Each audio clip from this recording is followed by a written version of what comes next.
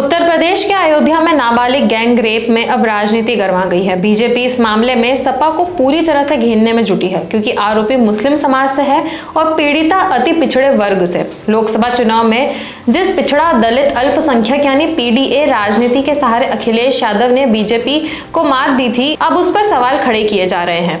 नमस्कार, मैं यशस्वी जोशी स्वागत करती हूं आपका यूबी मीडिया की पेशकश सियासत नगरी में, जहां हम आपके लिए लेकर आते हैं सियासत के गलियारों से वो खबरें जिनसे आप अनजान हैं। उत्तर प्रदेश में लोकसभा चुनाव के नतीजों से समाजवादी पार्टी के प्रमुख अखिलेश यादव के हौसले बुलंद थे, क्योंकि सपा 37 सीटों के साथ सबसे बड़ी पार्टी के तौर पर उभरी है। सपा ने 2027 में सूबे की सत्ता पर काबिज होने का सपना संजोए रखा था, जिसके चलते पार्टी अपने सियासी आधार को बढ़ाने में जुटी हुई थी। ऐसे में अयोध्या में हुए रेप कांड ने सपा के सियासी गणित को बिगाड़ दिया है। अयोध्या की घटना को लेकर योगी सरकार और बीजेपी नेताओं ने जिस तरह आक्रामक रुख अपना रखा है, उसके जरिए माना जा रहा है कि सपा के पीडीए फॉर्मूले में सेंधमारी का प्लान है। अयोध्या में एक अति पिछड़ी जाति की नाबालिग लड़की के साथ रेप की घटना ने सपा को घेरने का मुद्दा दे दिया है। सीएम योगी आदित्यनाथ ने विधानसभा सदन में खुद इस मुद्दे को उठाया था। अयोध्या में निषाद समुदाय से आने वाली नाबालिग लड़की के साथ गैंग रेप का मामला सामने आया है और इस मामले में सपा के स्थानीय नेता मोहित खान पर आरोप लगे हैं, जो कि गिरफ्तार हो चुके हैं और उन पर कानूनी शिकंजा भी कसने लगा है। आरोपी की अवैध संपत्तियों पर बुलडोजर का एक्शन भी शुरू हो गया है। बीजेपी नेता अयोध्या की घटना को आधार बनाकर सपा को मुस्लिम परस्त और अति पिछड़ा विरोधी बनाकर कटघरे में खड़ा करने में जुट गए हैं। उत्तर प्रदेश के अयोध्या में नाबालिग गैंग रेप केस में अब राजनीति गर्मा गई है। बीजेपी इस मामले में सपा को पूरी तरह से घेरने में जुटी है, क्योंकि आरोपी मुस्लिम समाज से है और पीड़िता अति पिछड़े वर्ग से। अयोध्या की पीड़िता के परिवार से सीएम खुद मिल चुके हैं और अब सीएम ने 5 लाख रुपए की मदद की है।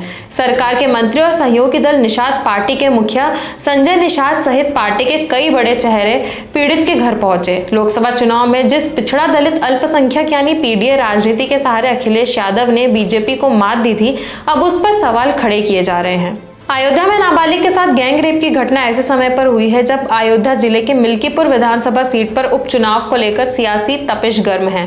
इस सीट से विधायक रहे अवधेश प्रसाद फैजाबाद से सांसद बन गए हैं और सपा उन्हें हर सियासी मंच पर विजय ट्रॉफी की तरह पेश कर रही है। अखिलेश सड़क से संसद तक उन्हें अपने साथ लेकर चलते हैं। 2024 में अयोध्या सीट पर मिली हार ने बीजेपी को तगड़ा झटका दिया था, लेकिन अयोध्या की गैंग रेप घटना की आरोपी एक वर्ग विशेष के साथ सपा के नेता भी हैं।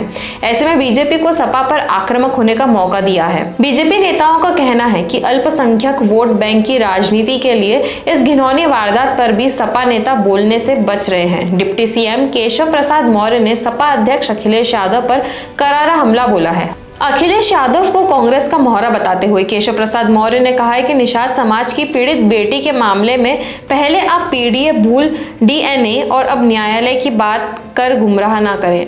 आपके वोट बैंक से नाराज होने की प्रदेशवासियों को दोषी को दंड और पीड़ित को न्याय दिलाने की अपेक्षा है। सरकार अपनी जिम्मेदारी निभाएगी। वहीं सपा प्रमुख अखिलेश यादव ने अयोध्या की घटना पर योगी सरकार से पीड़िता के अच्छे मेडिकल जांच और इलाज कराने की अपील की है।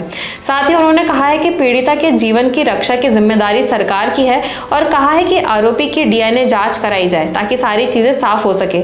बीजेपी नेताओं की बयानबाजी पर भी सख्त रुख अपनाते हुए कहा गया है कि बदनीयत लोगों की इस प्रकार की घटनाओं के राजनीतिक कारण का मंसूबा कामयाब नहीं होने देना चाहिए। वहीं अयोध्या से सांसद बने अवधेश प्रसाद ने कहा है कि आरोपी को सख्त से सख्त सजा दी जाए और उन्होंने पीड़िता को 20 लाख रुपए मुआवजा देने की मांग उठाई। साथ उन्होंने कहा है कि बीजेपी इस मामले में सिर्फ सियासत कर रही है, उसका पीड़िता को इंसाफ देने का मकसद नहीं है। इस पर क्या है बीजेपी की रणनीति, चलिए समझते हैं। अयोध्या की घटना पर सख्त एक्शन के साथ ही बीजेपी को सपा पर हमलावर होकर जनता के मानस पर वो तस्वीर खींचने का मौका मिल गया, जिसके बहाने ये दोबारा यूपी से अपने खिसके जनाधार को वापस जोड़ सके। बीजेपी की इस घटना के बाद अति पिछड़े दलितों के साथ ही महिलाओं के बीच ये संदेश ठीक से पहुंचाने की रणनीति है। बीजेपी की इससे सपा के पीडीए का तिलिस्म तोड़ने की स्ट्रेटेजी है।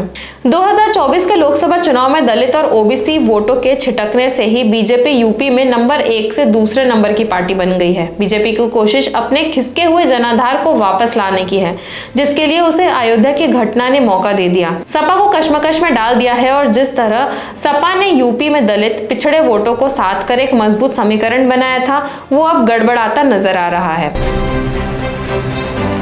तो यह थी हमारी आज की एक खास रिपोर्ट, और आपको ये कैसी लगी अपने विचार हमसे जरूर साझा करें। वीडियो को लाइक और शेयर करें, साथ ही चैनल को सब्सक्राइब जरूर करें। सियासत नगरी आपके लिए लाता रहेगा ऐसी ही सियासती खबरें। तब तक के लिए धन्यवाद।